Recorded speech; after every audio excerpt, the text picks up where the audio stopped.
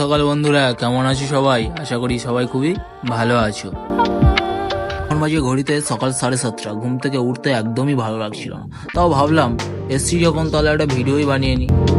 সকালবেলা উঠে ভুল কিছু করি না, একটা নতুন সুন্দর পরিবেশ দেখছি।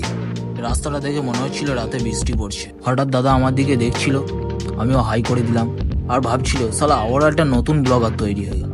কি দিনকাল পড়ে গেছে এখন। এত গরম যেন মনে হচ্ছিল আমি হাঁটতে হাঁটতে সূর্যের কাছে চলে এসেছি। আরে না না, সালা সূর্যের কাছে এলে তো আমি মারা পড়ে যাবো। আমি তো চলে এসেছি গড়িয়া স্টেশনের দিকে। সকালবেলা অনেক রোদ আছে, তো আমি আমার কাজটা করে নিই।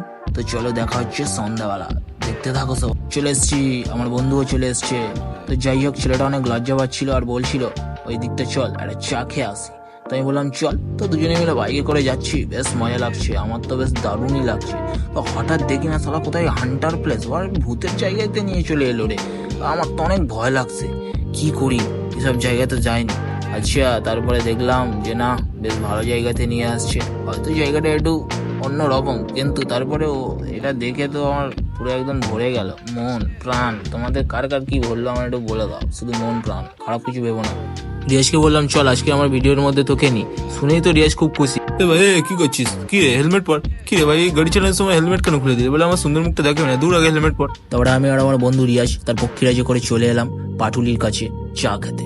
হ্যাঁ, এটা পাটুলি ব্রিজের কাছে এই চা দোকানটা আছে। তো তারপরে চাটা নিল, আমি বলছিলাম একটু ভিডিও করছি ভাই, একটু চিয়েস তো কা। বলছে যে ওইসব চা খাওয়ার সময় চিয়েস করি না, চা খাচ্ছিস চা খা।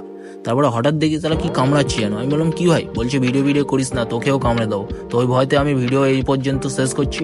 তো আমার এই ভিডিওটা ভালো লাগলে একটা সাবস্ক্রাইব করে দিন। আরে যাও, ভাবছো কি, যাও যাও করে দাও।